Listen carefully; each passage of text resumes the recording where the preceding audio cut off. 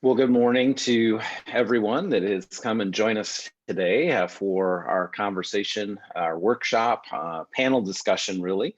The panel discussion is entitled Pastoral Relations Committee. And so we have gathered some of the brightest minds of the conference to be with us today to share their insight and their wisdom about the need for a PRC in your local church. So I'm going to, in a minute, I'm going to invite them to tell you who they are and where they serve or where they had been serving for one of our panelists who's retired clergy, and just to give a little background about themselves. Before I do that, I want to just remind you all that we are recording these sessions for the purpose of posting them on our YouTube channel. And then that goes out. You can find all of the or most of our different workshops and gatherings we are posting on our conference website or our conference YouTube channel. And then we send out a daily view from the couch, as we're calling it, which is a little daily newsletter that you probably have already been getting if you've been registered.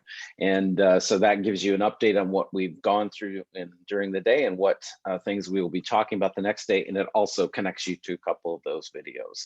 So again, we're glad to be here. I am Reverend Damian Lake. I am your Associate Conference Minister. For those of you who do not recognize my face or know who I am, that is me. So I'm glad to be here and helping to lead this kind of discussion today. So I'm going to ask each of our panelists to begin by sharing a little bit about themselves.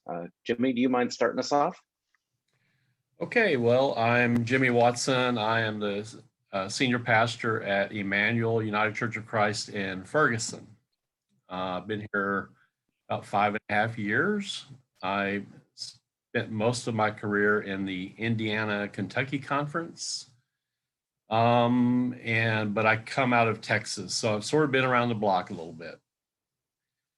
And some of that's relevant in relation to what we're going to be talking about today, because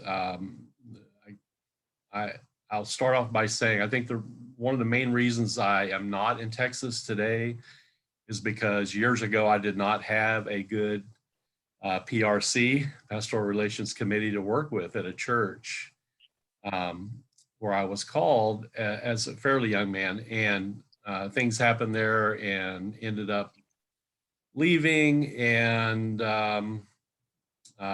sort of became a sordid detail of a story. But anyway, so I left that conference and came up here. And if I get into that later, that's fine. If not, that's okay too. But yeah, that's where I've been. That's where I am now. Thanks, Jimmy, and thanks for that little bit of extra information there. And I'm sure we'll have a chance to get into some of that in our time today. Polly, do you mind going next?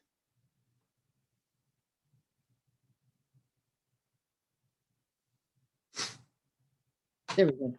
Hi, I'm Polly McWilliams. I'm the pastor at Grace United Church of Christ in O'Fallon. It says St. Peter's because that's our zip code, but technically it's really O'Fallon, Missouri, of course. And I have been there for, I can't believe it, it's going on 7 years.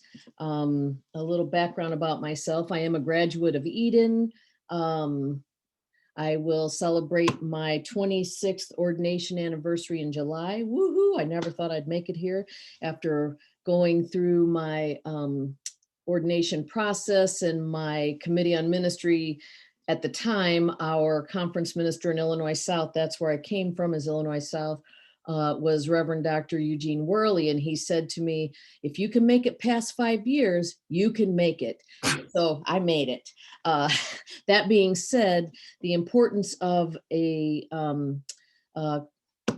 pastoral relations committee, team, whatever you call it, I think is really primary, because the church that I left before I came to this church, we had one, but it was non-practicing, and no matter what I would try to do, it would be impossible to try to actually get someone to come into the meeting. And where I am now, it's really, I'll talk more about that, but it's really wonderful. I have a spouse, Randy, 2 grown children, and 1 fur baby, Jack the dog, who's 8. And I love being in ministry. So thank you for inviting me. Thank you, Polly. Appreciate that. Gil. Well, first of all, Jimmy, I've got to admire anybody who serves a church in Ferguson. So I'm a relic of the past. Most of my work was done in the 20th century, although my last gig was as transitional minister for a year at Zion UCC in wherever I live, Union. And that just ended at the end of January. So I'm a dyed-in-the-wool Congregationalist coming from the West, raised in Arizona, went to seminary at Pacific School of Religion. I have, of course, my Master's of Divinity. I went back to school later to try to figure out why I'm so crazy. And along the way, I happened to get a PhD in psychology. So I have worked as a hospice chaplain. I've done pastoral counseling. Mostly I have been a pastor, and I've done some adjunct teaching in psychology too. And now I am happily sort of retired again. I have had experiences with Pastoral Relations Committees, both good and bad. So I feel like I have something to contribute out of that. And my garden didn't freeze last night, so hallelujah. Good deal. Thank you, Gil. Thank you for that background. So for all those that are gathered or those that will be watching this later, we are taking this discussion comes from a long line of conversations around the need for a Pastoral Relations Committee, often referred to as that, or the Pastoral Parish Relations Committee is another version of that terminology that is used. The United Church of Christ has gracefully put together a booklet about this called A Sure Foundation. And within that resource, you can order that online through the ucc.org underneath the option for the items to purchase, and so you can find that there. It's a $5 item to be purchased, but it is a worthy purchase for any congregation. It not only deals with PRC, but it also has some other wonderful resources in there as well. And so I encourage you to purchase that when you have the availability to do so. So today we'll start with some questions. We want to engage our panelists in this conversation, and we also will take any questions. You can either use the chat feature on the side to let us know if you have a question. You could also raise your hand in a physical way, or using the reactions button at the bottom of your Zoom screen, and be patient as we go through this. If we don't quite get to your question right away, be persistent with me if need be, but I will try to monitor the conversation on the side, as well as our panelists and their answering questions. So this is a question for each of our panelists. Either any one of you can, of course, answer the question as you feel called. Can you explain to our group what is a PRC, or Pastoral Relations Committee, and what is the purpose of that group? I think Polly's going to go first. Okay, Gil, I'll go first. The purpose of a pastoral relations team is to support and really maintain communication between the pastor and the congregation members. And sometimes it might even include your other staff if you have other staff within your church. At times there are questions or conflict, and it's important that these things are addressed before they fester into something that is worse, I guess you might say, or maybe just helping people to understand what the pastor's position description is really about, or if there's a miscommunication between the church and the pastor. Maybe the pastor doesn't understand some history of the church or something. The pastoral relations team should help in that manner. It's really a good team, or excuse me, committee. I like teams. I always say teams. Sorry about that. But it's really a good team to help clarify all the different aspects of ministry for the pastor and the congregation members. That's my short answer. Anyone else want to add to that? Yeah, I think a very important component of this is confidentiality. This has to create a safe space for the pastor, as well as for any people who may have an issue from the congregation and known to the PRC. If it's not a safe space, then there can't be any honest sharing or gathering. One committee that I had a part of, at first it was very good, and then a new person was added to the committee, and she had an axe to grind with me in the first place. And I remember when question came up about a sabbatical for me, she piped right up and said, "Well, I don't think so. You haven't done enough to deserve it." And that ended the safe space. Yeah, I would piggyback on everything you're saying and say underlying all of that is the purpose of the PRC is to build up the body of Christ. And you do that through things like creating a safe space, creating trust through confidentiality.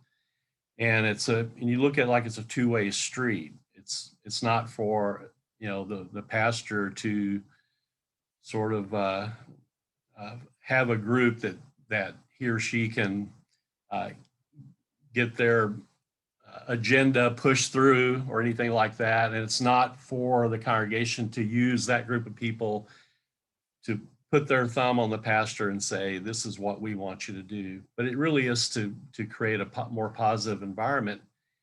And we may talk about this later, but they need to meet fairly frequently, and not just be a team or a committee that meets in a troubleshooting scenario when there's a crisis. So to stay on top of things, right? And so it really can be a very important committee in your congregation. It's not the power center like a council would be, but it is sort of a team that sort of sets the mood for the congregation, and it can help that way. But yeah. I've had committees that meet occasionally, usually when, like you said, Jimmy, when there's a crisis. Right. The best ones, of course, meet at least quarterly. And in my last temporary transitional pastorate at Zion, they didn't really have a pastoral relations committee as such. They had a sort of personnel committee, and we never met because there weren't any problems. So I wanted to make sure before our new settled pastor arrived on the scene that we had a functioning pastoral relations committee, because I think it's so vital to have one that works. Well, I would echo that. I know where I'm at now, my first probably 2 years, we met every 4 to 6 weeks. And that is how we kind of started building up our trust and making sure that the communication was really open. Now we are meeting quarterly. With the COVID, we were meeting quarterly via Zoom. So it's a wonderful team of people. Now, in my time, we have transitioned 2 people off and 2 people in. That's kind of how we do it every 3 years or so. And I would echo what Jimmy and Gil are saying. That was part of my issue at the last church. I didn't feel like I could really ever say anything because we never met. And when we did meet, it was one of the team members' personal axe to grind. And so I would just listen and I'm like, I would never say anything. So, yeah. So we kind of touched on this a little bit, but there was a mention that of a personnel committee, and then mentioning the and of course we're talking about PRC. Can you talk about what the difference is between those two kind of groups, if you will, in kind of how they function differently? You're nodding your head, Polly. Yeah. I'm waiting for you to go, Gil. Oh, I think Jimmy wants to go. Well, I was just going to say, I think sometimes the PRC can function also as a personnel committee. Am I right? That they can take that on as one of their duties or responsibilities, but it shouldn't be the main focus of their. We could talk about special things that they can take care of later, but to me, personnel committee just has a different slate of activities that may or may not relate to what the PRC is doing. Now, I beg to differ with you, Jimmy, and Yeah. because I'm always right, you need to listen. I think there's too much of a problem with dual relationship and possible confusion of roles. My understanding of the personnel committee is they deal with all the people who may be on the staff in the church and whatever issues there are. And that needs to also be, it's both administrative and a place for employees to go. I think the pastors need to have a separate kind of committee, because deal with issues in a different kind of way. It's not like they're supervising us, but the personnel committee is supervising the staff. And that's why I would recommend just a PRC standalone. And Multiple staff. Yeah, go ahead. I kind of would go in the middle of that, meaning that sometimes in my recent history where I'm at now, we had an office administrator that had a lot of family issues in the midst of her ministry with us. And I did everything as her supervisor I knew how to do. And so I went to my pastoral relations team asking for some advice on how I should move forward to the personnel team in dealing with some of the things. You know, she is a member, she still is a member of the church, and certainly didn't want to hurt her. I was her pastor, but on the same token, the work wasn't getting done. And I knew she was in the midst of a family crisis. And so in a sense, they did help with that other personnel team, but they helped me to help her. Does that make sense, y'all? Yeah, Polly, I think that's exactly what that purpose of the PRC, which is different than personnel in the committee, right? It is a way of kind of bridging the gap, if you will, having a space or a resource available to you to kind of think through some of those ideas or those thoughts or those concerns. Yeah, so that's I think that's accurate. Mm-hmm. Yeah. Now, one of the things that you, several of you actually mentioned, which is this axe to grind situation. So I can envision, and I think probably anybody who's been a pastor in a congregation at some point has experienced that situation where somebody kind of has that terminology, an axe to grind with you as the pastor. What is the appropriate way for that, for that person to raise their concern, and now we're making the assumption that they're not on your PRC, but what would be the way for them to kind of say, hey, I've got a complaint about the pastor? How would that function? And does the PRC play a role in that? Yeah, it definitely does. And I think the way that you handle that is to make sure the congregation knows what the PRC is and are reminded of it from time to time, and that they also know who to contact, which would probably be the chairperson, and to know that their complaint would be taken seriously and confidentially, and then the person would talk to the the chairperson or whoever is designated to bring that to the PRC. Now, perhaps at some point there's a conflict that might be advisable to have that person, if they're willing to be personally identified, come into the meeting, but make sure the pastor's there also and no secrecy. Yes, and at our church, one of the things I've asked for, because people relate to different people differently, I've asked that each month when we send our messenger, our newsletter out, that the pastoral relations team is listed, all of their emails and their phone number, just for our, we don't send it out on the internet, of course, but just for our church members. And I do that purposefully because I know that, some may only relate to this one person or whatever.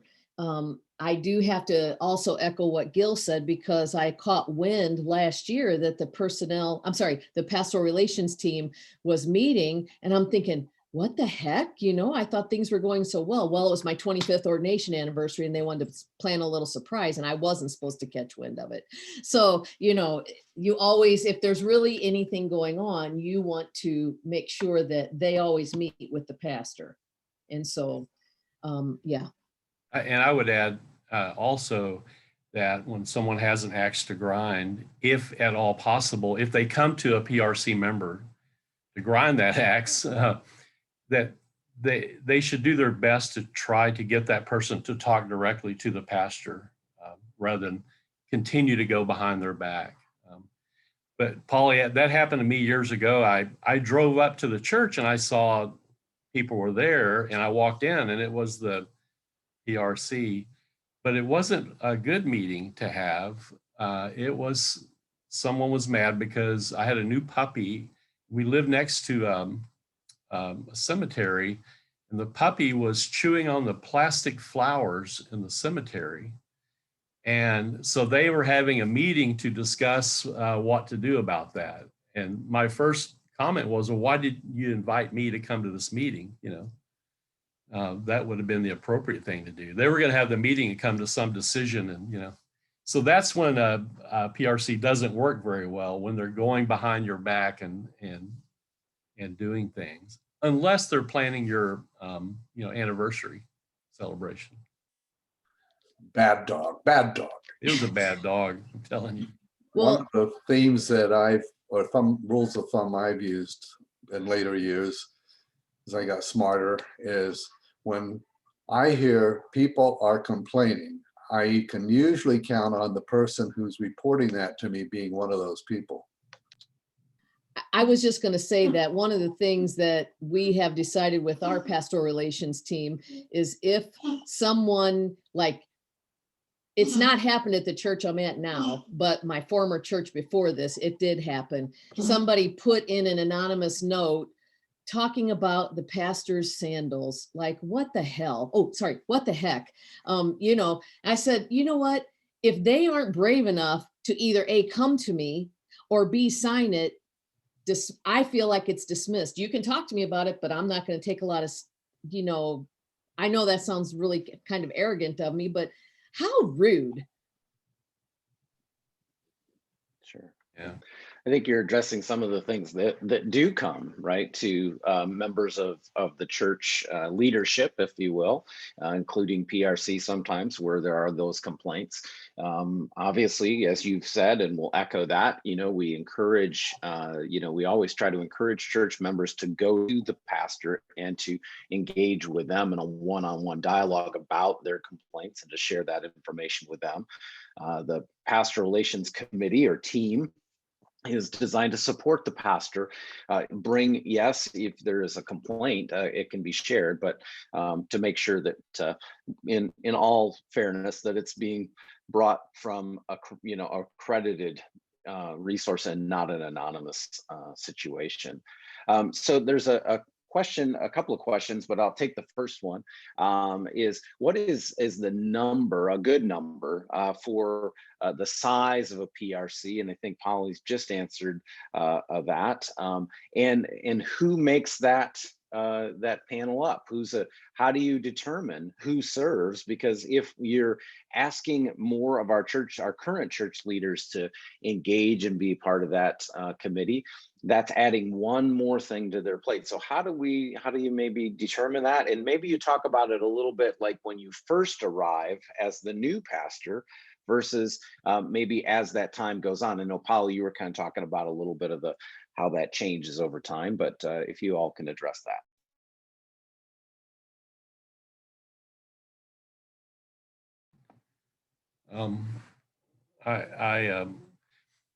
I think when you first come into a congregation, the search committee, I think often will serve as that PRC for a while until you get to know your congregation. And my understanding is, I mean, you can do it different ways, but you can meet with the council president, for example, and throw some names around and kind of come to an agreement that way. It may depend on what's in your bylaws or whatever, but it needs to be people, that you can trust, and, people that are good listeners, people that, are not out to just stir up drama. I mean, it really is important to get mature people, right? Yay. And then you put them on, I think I like the number, 5 to 7, somewhere in there. And it might even be helpful to put them on some kind of rotating basis. Say like, you're going to serve 2 years, you're going to serve 3 years. And then, so after a couple of years, you start rotating, just to get some new perspective. You don't want it to turn into the pastor's little clique for 10 years. Right. So, yeah.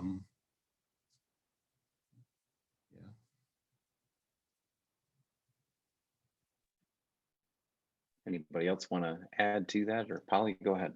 I just wanted to really reiterate what Jimmy's just said, because one church I served at as a associate pastor, the senior pastor's pastoral relations team ended up being called, I don't want to say the name because you guys might know him. No, long story short, they were called his nameettes. And what that meant was if you were in with them, you were cool. And so I think that it's really important that it does transition over time so that you have a wider perspective in the congregation, and there's more people that the congregation members can relate to as well. I'm picking up a little bit on something you said, Damien, about PRCs working with issues and challenges. I think it's also important for PRCs to be supportive in the sense of reporting back good things that are happening or positive comments that people are making. Otherwise, there's a tendency to dread the PRC because I'm just going to get raked over the coals again. We need to have some encouragement and support too. That's correct, Gil. And I think that the point as well of PRC is to make sure that the pastor can come and share their ideas in a safe space, or ideas that they are thinking about, right? Ways that they might be thinking about, I'm thinking about doing a new church service on Wednesday night at 5 o'clock. What do you all think, right? Because the PRC is designed to be made up of the members of the church, and so those folks are there to listen and reflect with you and be a sounding board. As we say in seminary, good theology does not happen only with yourself; it happens within a group. Well, now that you brought that up, I'd like to share with this group that I would like to start a new church to get ahead of the game. The First United Church of Christ on Mars. There we go. There we go. And for those of you who don't know Gil, this is who Gil loves to be. Yeah, we love Gil because of his sense of humor. Often is, as Molly says, is often out there. No, we appreciate that. Can I be on your PRC, Gil? When you? That's right. Yes. Yes. It's important to have a good sense of humor, and that's a good reminder too. I think that we have to laugh a lot in church. It is a very serious world that we live in, and there's lots of serious things that are happening. But if we can't laugh at ourselves, that certainly can become problematic, right? For many of us. Yeah, Damien, I'd like to add, when you do have a PRC meeting, I think what we're talking about is important even if there's a serious issue that needs to be talked about with some conflict, I think the meeting needs to begin with, devotional prayer, but also allowing the pastor to talk about, actually allowing the committee people to talk about the good things that are going on, and the pastor also talk about the good things that are going on. And that can go on for a long time, depending on how much time you need to talk about the quote unquote serious issue. But again, it's to create a more positive atmosphere for both the congregation and the pastor. The kind of funny thing about our pastoral relations team is I hear that I like this, they really like that, somebody commented this or whatever. I mean, the past, I don't even know. I asked them, isn't there anything, what kind of growing edge would they have for me?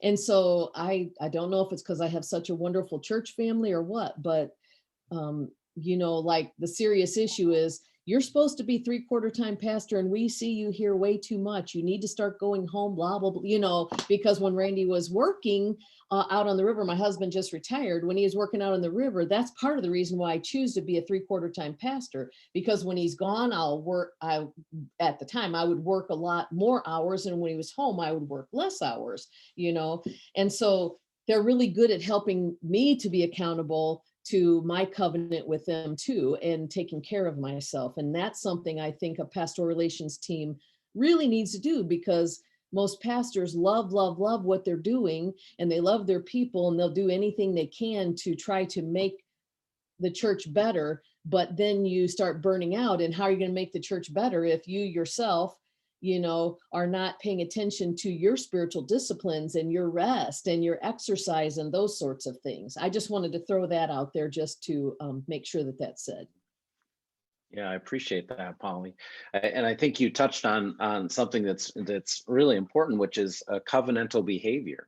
Or a covenantal agreement, behavioral agreement inside of that PRC, so that we create something that says, we're going to honor our relationship with one another, and we're going to talk about the things that we need to talk about, but also making sure to care for one another, right? That's part of it.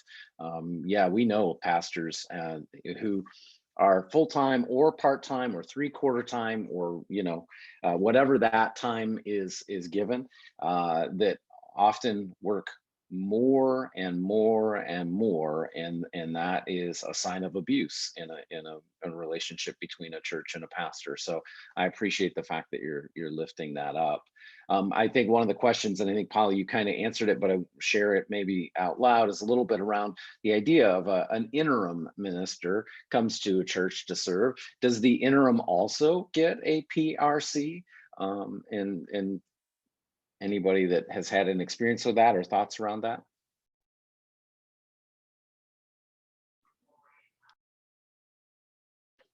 No, but that should have happened at Zion. I didn't push it because everything was going so well, but in retrospect, they probably should have done that just to get them thinking in that direction.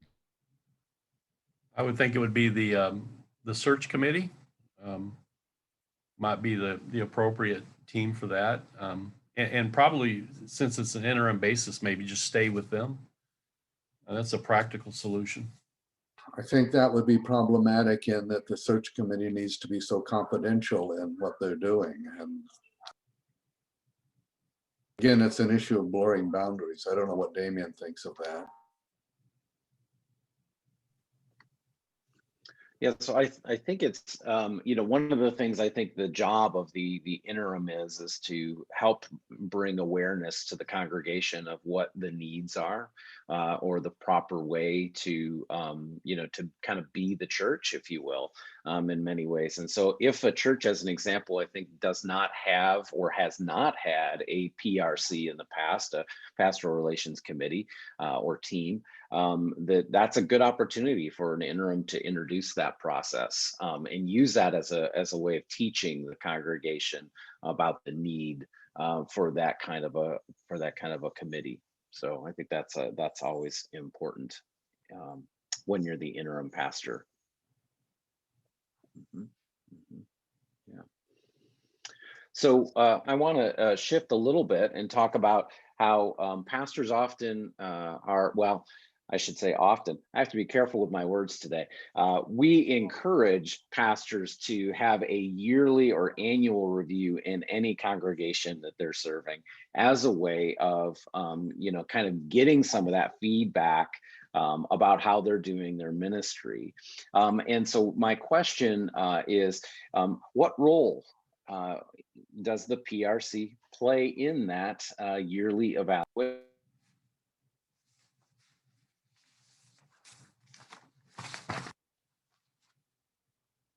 That is a good question.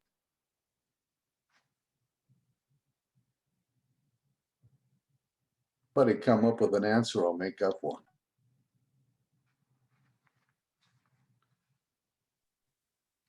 I personally have not had a recent annual review.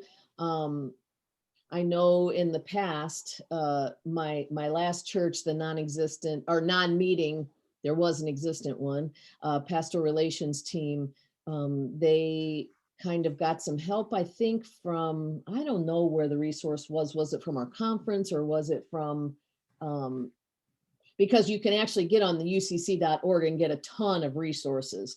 And so they, I asked for one, and so they brought the questions, we kind of talked about it and what we were looking for.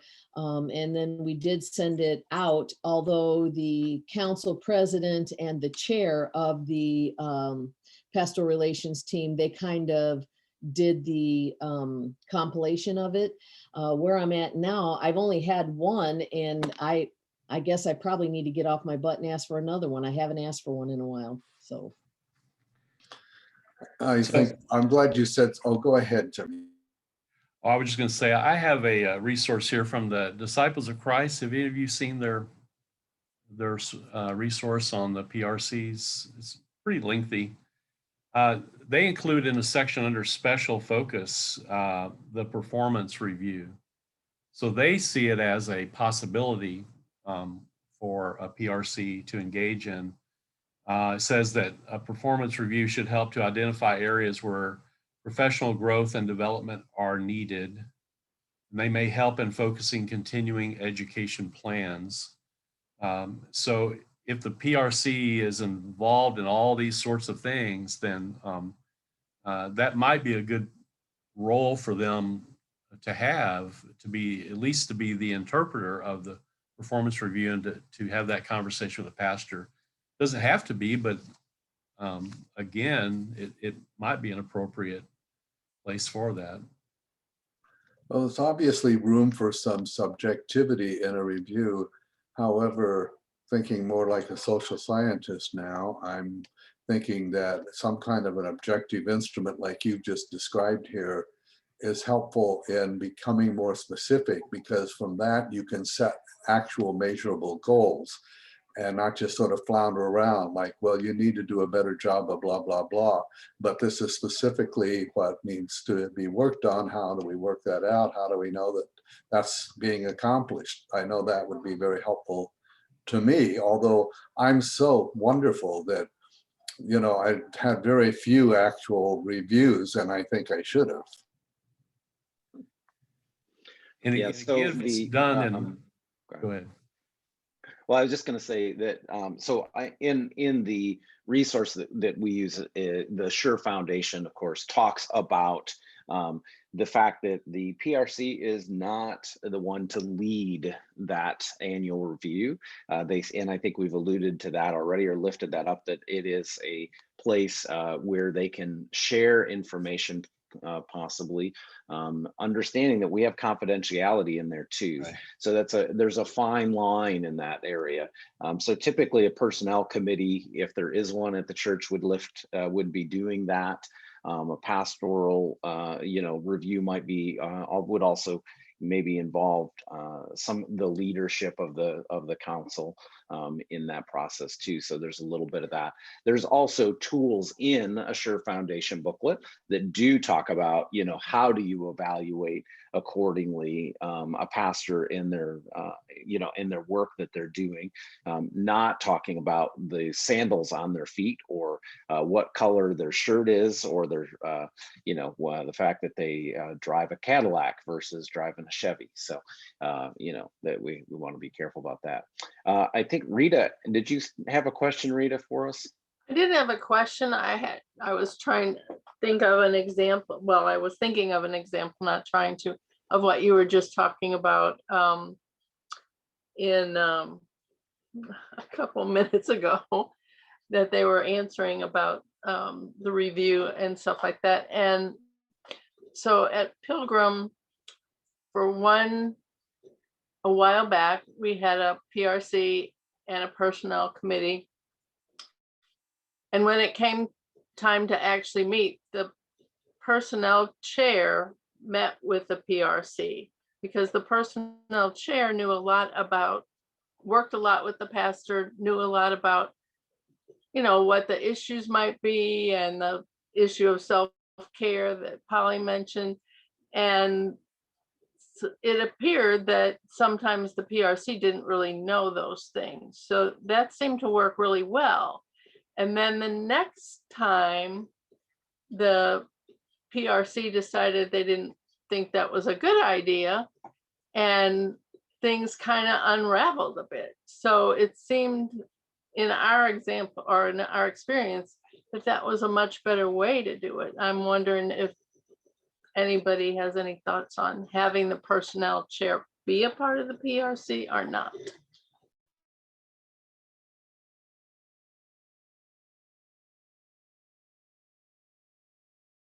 It might be a good it might be a good idea. I don't think it'd be a good idea to have the council or whatever president be on it, because it's a little bit too closely tied to the council and confidentiality issues. But personnel committee, they should be handling confidentiality anyway.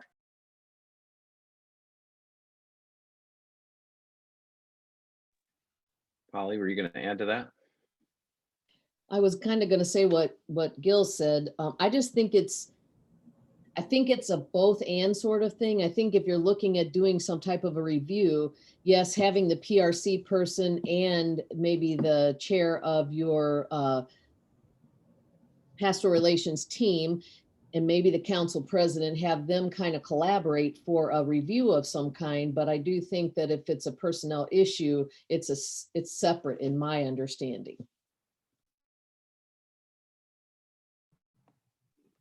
Yeah, I think we need Jimmy. that information that comes out of the PRC really should not be shared with the council. Like, there shouldn't be a report, of minutes that go from the PRC to the council, just to be clear about that.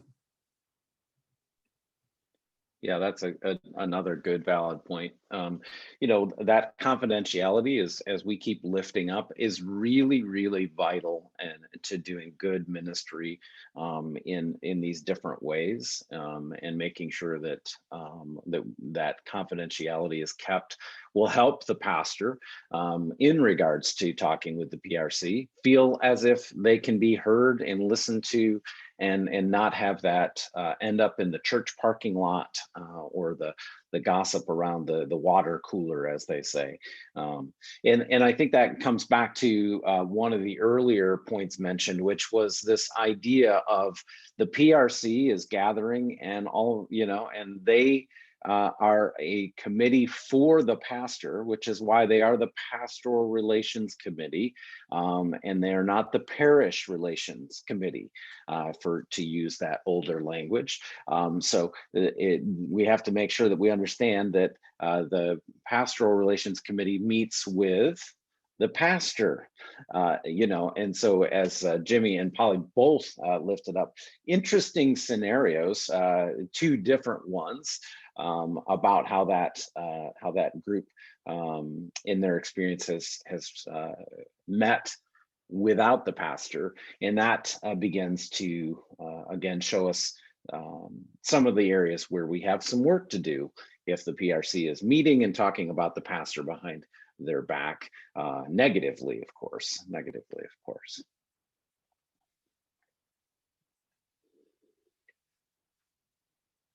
And we did talk about how we meet. We recommend that pastoral relations committees meet quarterly, or meet as often as you feel it's appropriate.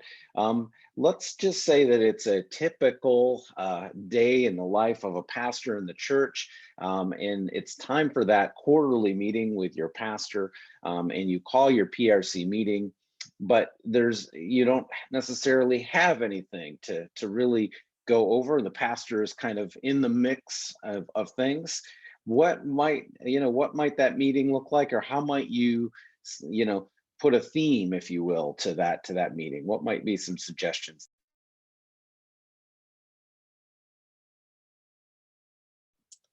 We have some pretty deeply spiritual people on my, Carol, I was just going to say that, some pretty deeply spiritual people on my pastoral relations team. And so oftentimes when we really don't have anything big to talk about on our quarterly meeting, we will come together and have a devotion. Maybe if we're at the church, we may, have hors d'oeuvres or something, or we've actually gone like to, not during the pandemic, but we've actually gone to like a PF Chang's or a Mexican restaurant or something, just to fellowship together. And, it's still a time of connecting and building relationships and building that trust between each other. So. And I think even if there doesn't seem to be something that's out there that's really critical to talk about, that you meet, again, you lift up the positive things, and you never know really what might be sort of festering under the surface that might come out in the conversation. And that gives you a chance to sort of head it off, right? Well, let's just lay the cards out. Let's talk about it. So I think you have the meeting, you have it scheduled, you have it regular, and hope that, again, you can just be ahead of the curve on these things.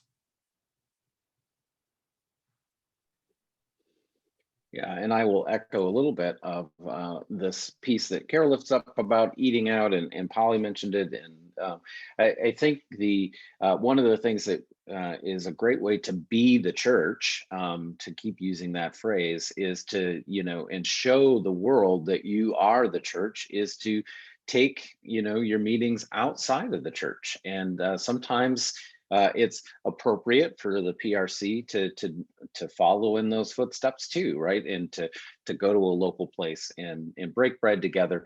And often when we gather around a table, we find ourselves being much more open and much more receptive to conversation, and we feel less kind of constricted, if you will, which sometimes happens when we are in the church setting. And I think for a pastor, when they're in the church, and you often feel like this is my work, and so you might feel a little bit more protective and guarded, versus being out maybe at a restaurant where you can kind of relax a little bit, and be careful not to drink too many of those margaritas when you're meeting with your PRC.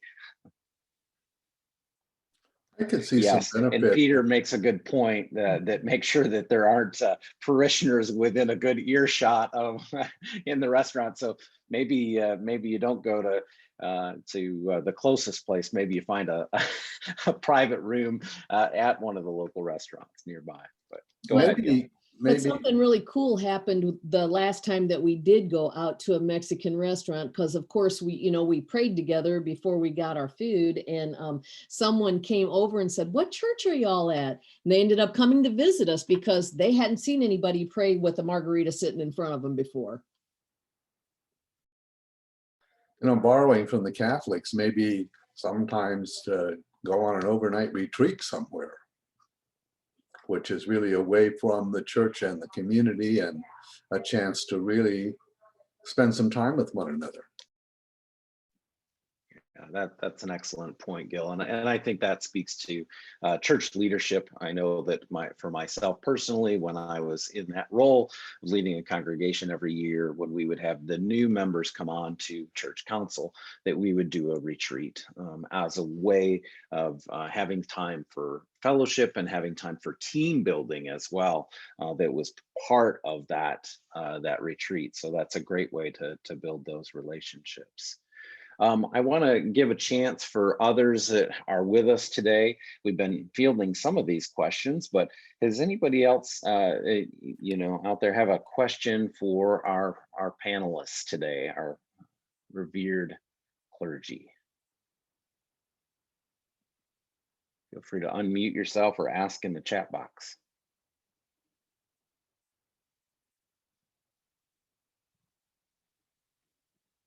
We have a quiet group today.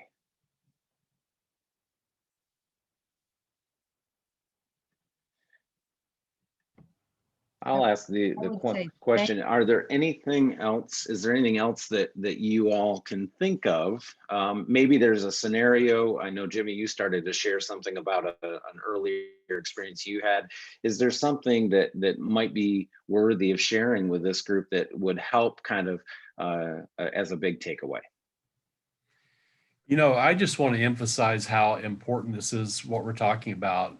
If all churches took this seriously, I think it would change a lot of the dynamics at work in the life of the church. So my particular experience, twice in my career, I have followed a long-term beloved pastor.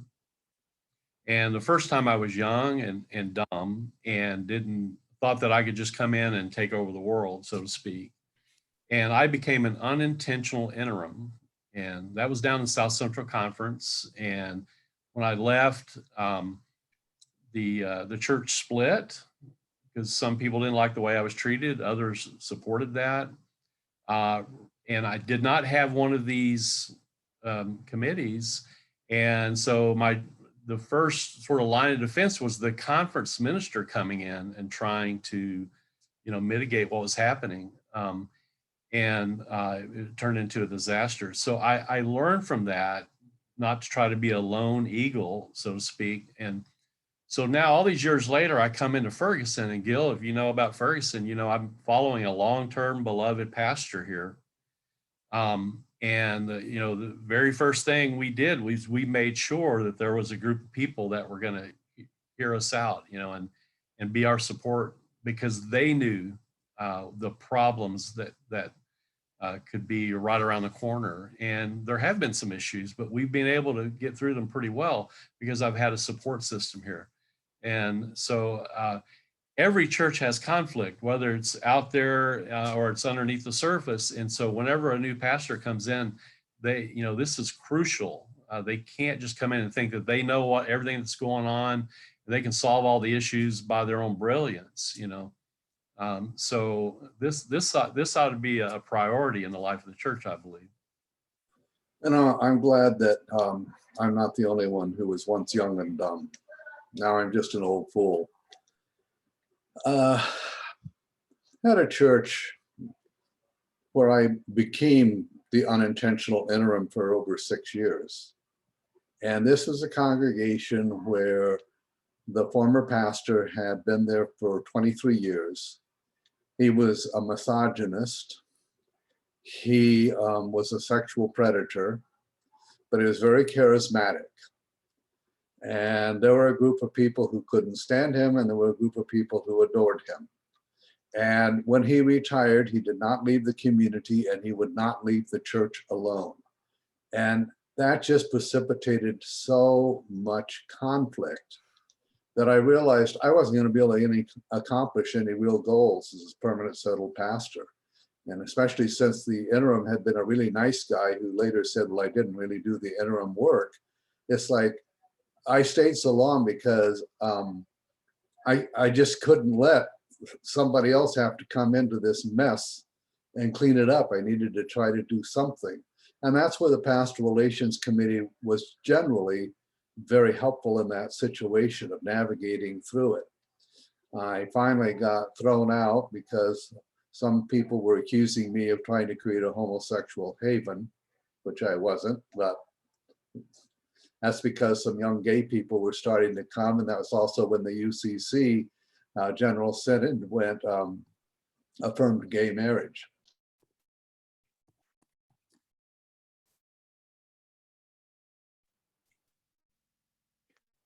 Peter is hanging out there, and I saw you unmuted, Peter. I wondered if you might have had a question that would be for our Well, panelists. I was just going to say that I think, and I loved all these ideas about the PRC and the chance to meet and going out for dinner.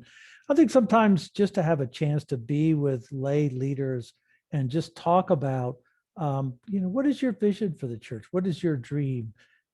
So often in the church, we get so caught up in, my God, do we have enough candles for the Monday, Thursday service? And have we done this and done that? That I think it can really be a chance to kind of dream together. And, hopefully these are the people you're meeting with that are most committed to the church, and they have the big view. They're not just one issue people. They see the wholeness of it. And so I don't know. I think that anytime you get together and dream together about where's God leading us, that's going to be valuable conversation. Yep, absolutely. I think we agree with that. It's a little bit off topic. The last church I served before moving to Missouri, the church really needed a new start. And what we did was we established a vision committee. And we did a lot. We had a wide spectrum of age, from a teenager all the way up to somebody in their 90s. And the first thing we did was just got to know each other. And then I led them in a process of starting to share visions and ideas. And it eventually got to sharing those back with the congregation. And ultimately it led to a revision of the bylaws, which gave a different way of operating the congregation. And what was really important about that is that people came to know and trust one another as we were going through the process. And as the minister, I wasn't saying, oh, we need to do this, we need to do that, although I was sharing resources and ideas with them. So it wasn't exactly a PRC, but on the other hand, it was a team of committed people working together to create a new vision for the church. Thanks, Gil. That's a good point. A good point for sure. Yeah, for sure. Well, I want to thank my guests for being with us today and talking with us about the importance and significance of having a pastoral relations committee, and sharing some of your experiences as you have served in churches, and both with and without those committees, and the importance of it.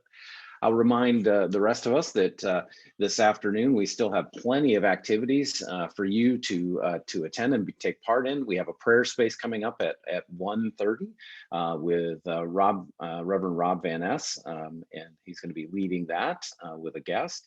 We also have the conversation around seminary debt. It's actually being put on by Ernst & Young, but this is kind of talking about the need to talk about your finances as a pastor. And we've asked them to also talk about that from the perspective of how churches can help pastors with that. And so Ernst & Young works directly with the pension board of the United Church of Christ in order to put together this program, and they offer financial advice to pastors, and so they're very helpful in that.